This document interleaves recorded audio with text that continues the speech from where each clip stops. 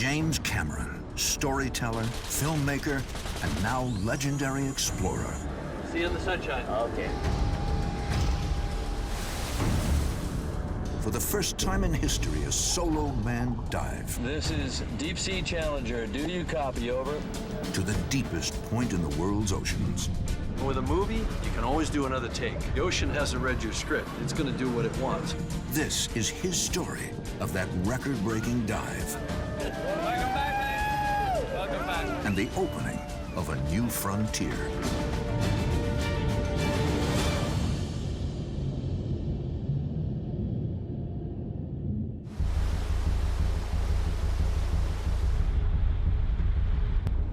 James Cameron's expedition has captured the world's attention. The film director James Cameron of Titanic fame is famous for his epic movies. He's also a real-life adventurer. This is so incredible. James Cameron. James Cameron is on a mission. This is an extreme dive. Dangerous and unprecedented. Historic scientific voyage. The Mariana Trench. The deepest known point on the planet. An incredible 8 tons of pressure per square inch. Depths so extreme, it would crush a man. The journey into one of the planet's enduring mysteries. All 7 billion people on the planet can't go to all these places.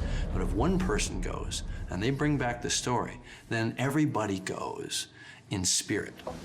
It took 7 years to get to this point. 7 years to go 11 kilometers. Cameron is bound for the alien and inhospitable depths of the Western Pacific Ocean. His target, a place known as Challenger Deep in the Mariana Trench. We're going to be fighting against the absolute limits of material science. Steel will be close to yield. Titanium would be close to yield at these pressures. This seemed like a very daunting thing. We didn't even know if we could do it. The greatest obstacle, designing a sub that will hold up against the deadly pressures of the deep. The design of the sub called for things that didn't exist. Everything on the sub has to be adapted or invented to ensure he survives. Cameron controls the vessel in a 109-centimeter wide sphere that will be his fortress, protecting him from the pressure. Just designing the sphere was a huge hurdle. It's holding back, the force of the ocean, millions and millions of pounds when you distribute it over the whole surface of the sphere. And if it buckles at pressure, it implodes.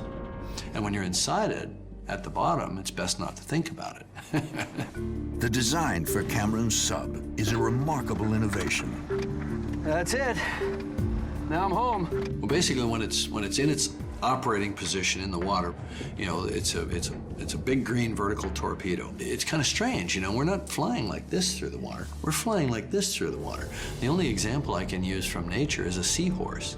A seahorse doesn't lie down and swim forward. It just swims around upright like that. Cameron's dive to Challenger Deep is the first solo dive. However, when Cameron was a boy imagining the deep ocean, 2 men actually went there, Jacques Piccard and Don Walsh. I knew who Don was, from my childhood. He was the deepest man in the world. More than 7-mile plunge took the Trieste into a realm where the pressure on its hull was over 9 tons per square inch. The vehicle I was in was completely different in size, shape, principle of operation compared to what he was doing. Of course, we were 2 people where Jim was just 1. It wasn't until after we'd done the dive that people began to tell us how important it was. Not how important we were, but how important the dive was. It was a monumental achievement, unmatched, until now. More than half a century later, with Don Walsh on his team, Cameron is headed back. It was like the pinch me moment, as all the pieces came on. And we kind of couldn't believe it. It was really done. The sub, christened Deep Sea Challenger, needs just a few more specialized pieces of gear. 4 Rolex watches. Rolex is a key sponsor of the expedition and set out to make a watch that could hold up to the pressure. Another Rolex, just like the one that was aboard the Trieste in 1960, is tucked inside. But the sister watch, which was identical, came along with me, I think really more as a kind of a good luck totem, if you will. There was only one last thing to do put it in the water. And I kept telling everybody, okay guys, up until now, it's been a piece of sculpture. It's not a sub until it goes under and comes back. There's a certain moment in time, you can't postpone it any longer. You gotta get in the sub, and you don't really know what's gonna happen next. At 7 meters long and weighing more than 10 metric tons, simply getting the sub into the water is a daunting challenge. And I knew that it was going to be that last 30 feet was going to be the hardest of the whole journey, because you pick up a 11-ton mass. Okay, Hammond, steady, guys, steady, steady, steady, steady. Donnie, a bit more, steady. And it's swinging on a 30-foot lifting sling. And all of a sudden, it's like a bell clapper. And every time it rolls more, it swings more. And you get that 11-ton mass pumping, pretty soon it's a wrecking ball. Late January, sea trials are underway in shallow waters. I had just made the 60-foot dive in Jarvis Bay, and the sub had checked out beautifully. We felt such a huge sense of confidence. There's nothing like that moment when there's nothing out in front of you but the ocean. Everything's in order, the technology's working, and you're gonna go. We were gonna do one more test dive, and it was also gonna be an opportunity to film a launch and a recovery using a helicopter. So Andrew and Mike DeGree, our underwater cinematographer, were off, getting the helicopter prepared, and we were just about to lift the sub into the water and do the launch. We got a radio call. There'd been an accident. Raced to shore, got to the accident site about 45 minutes later. And it was very clear that, the fire was complete, and that they were gone.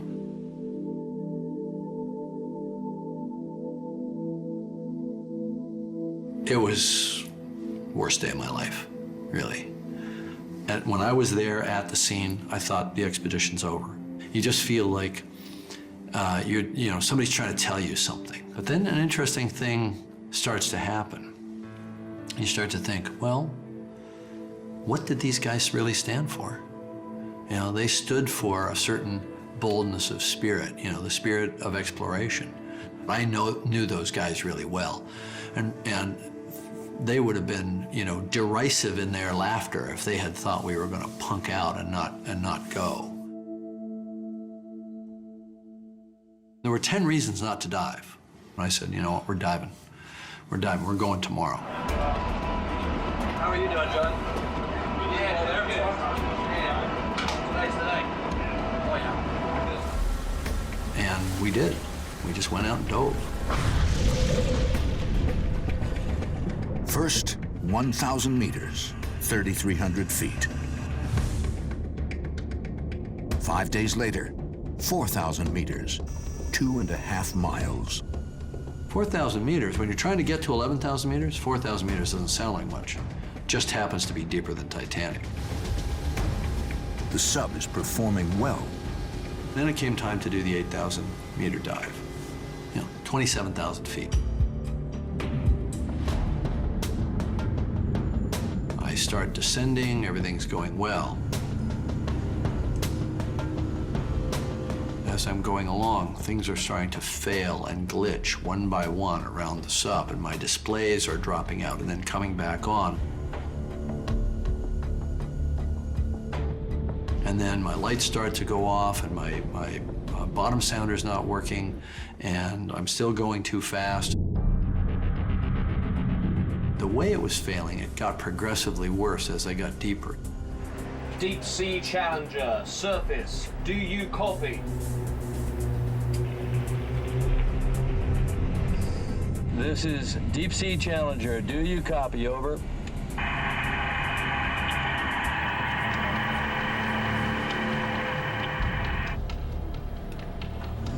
James Cameron, on a final test dive, is plunging out of control into the depths. My thrusters are cutting out. They'll run for about 30 seconds and then they'll stop.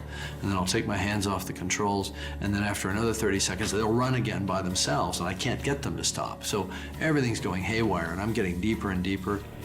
The crew is powerless to help. Camron discharges some weight and halts the descent. Graham, this is Deep Sea Challenger. Do you copy? Over. Deep Sea Challenger, surface. We copy you loud and clear. Okay, guys. Copy you loud and clear.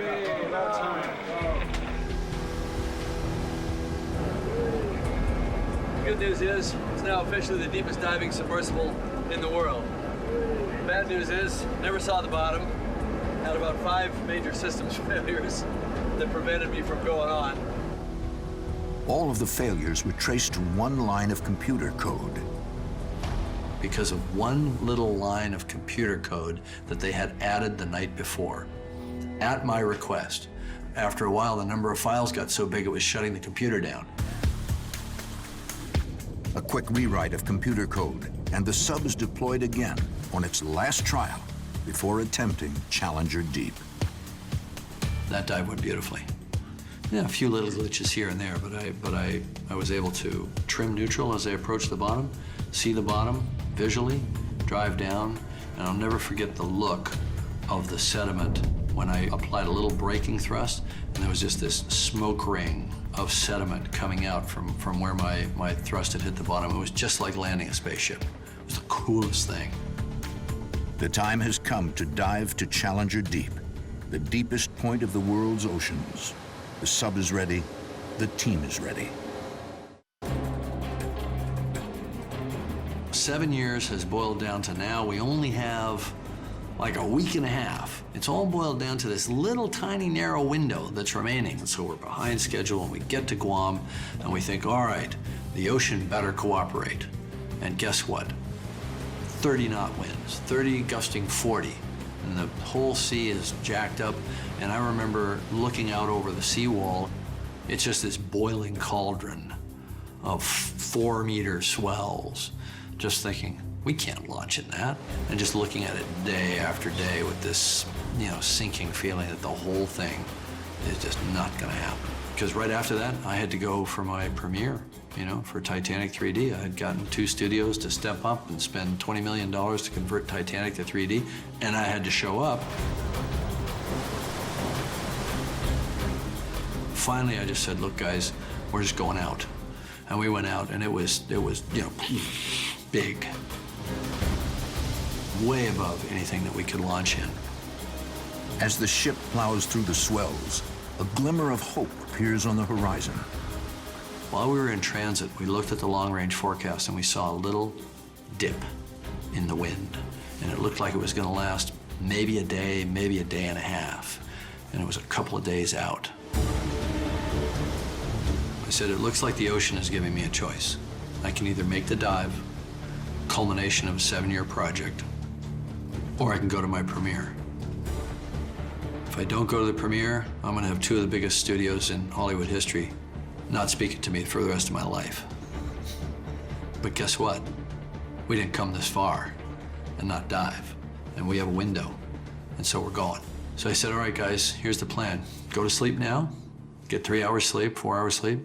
We're getting up at midnight, and we're starting our countdown at midnight, and we're gonna launch at 4 o'clock in the morning.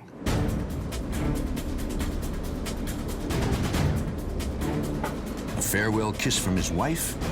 Is this gonna be a PDA? Yep. Thanks, baby. Have fun. It will be fun. I love you.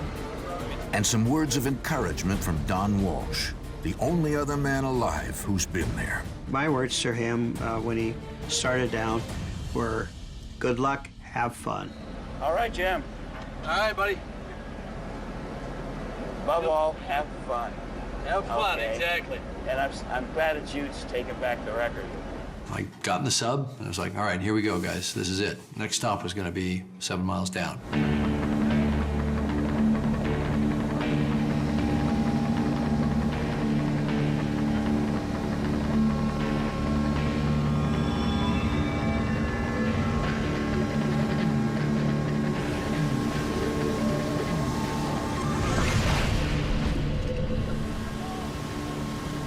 We did the launch. Actually went fairly smoothly. So far, so good. You get me in the water, I'm diving.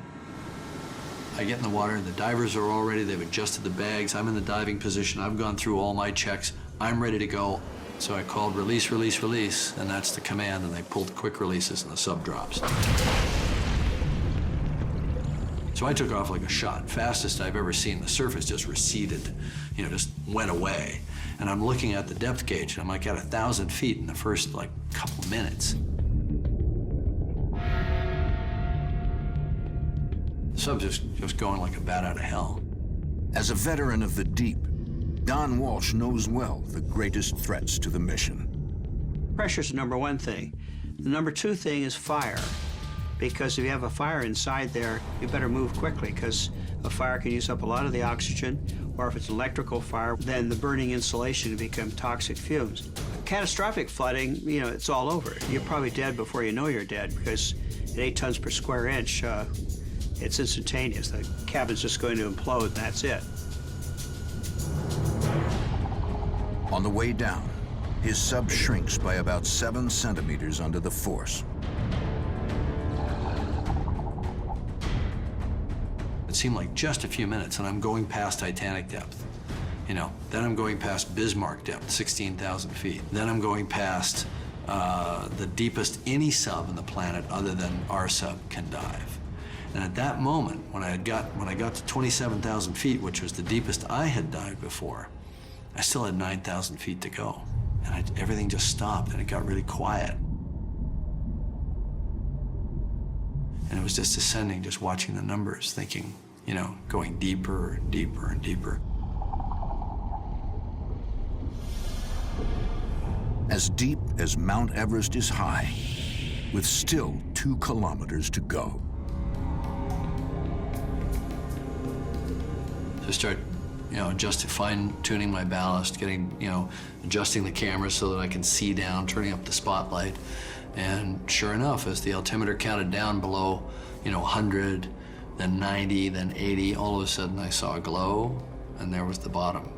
And I just trimmed out neutral, just hovered, and just floated down, and made slow contact with the bottom. Didn't even make like a cloud of silt.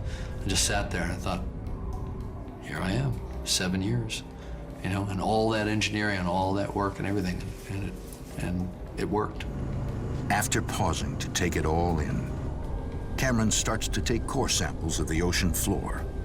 The first thing I had to do was get a sample. So I deployed the science door, deployed the arm, got it out, pushed the core tube down, looked like I got a good sample, brought it back up. And just about that time, I think it was around that time, Susie called. She had taken over, she had commandeered the comm system, and she called me at the bottom of the ocean. So here I am in the most remote place on planet Earth that's taken all this time and energy and technology to reach. And I feel like the most solitary human being on the planet, you know, completely cut off from humanity, no chance of rescue, in a place that no human eyes have ever seen. And my wife calls me, which of course was very sweet, but, you know, let that be a lesson to all men. You think you can get away, but you cannot. Then what happened was the hydraulics failed, and the hydraulic fuel just kind of bubbled up in front of the window it was actually a burst hose fitting on the arm, right after I got the one sample. The arm just froze, and the door froze. I couldn't get anything to work. So I thought, well, at least I can still go exploring. So I started driving, and I decided to do a transect to the north and see if I could get all the way across the flat ponded sediment and work my way up the slope. Then, another critical system failure. I started to lose thrusters. At that moment, I could only turn. I couldn't go forward anymore. And so that was it. You know, I'd lost my hydraulics. I now had no ability to move forward. I thought about everything I could conceivably do. I was done. It was time to come back. So I called the surface. I told them I was ascending. And then there's that moment when you reach for the switch. The sub is equipped with a pair of 300-kilogram weights that enable the sub to sink. If the weights don't drop as designed, there is a good chance Camron will never see daylight again. I knew exactly what it was supposed to do, how it was supposed to do it, but there's still that moment where you think, this doesn't work, it's gonna be a bad day. Okay, weight's coming off. You know, there's nothing like that feeling when you hear the shunk, and you see on the camera, you see the weights fall out and hit the seafloor. And then at that point, sub took off. From 7 miles down, back to the surface, was 70 minutes.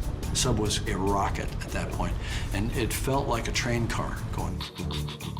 So that's the fastest I'd ever moved, you know, vertically underwater. It's almost like I could feel the ocean's grip slowly relaxing.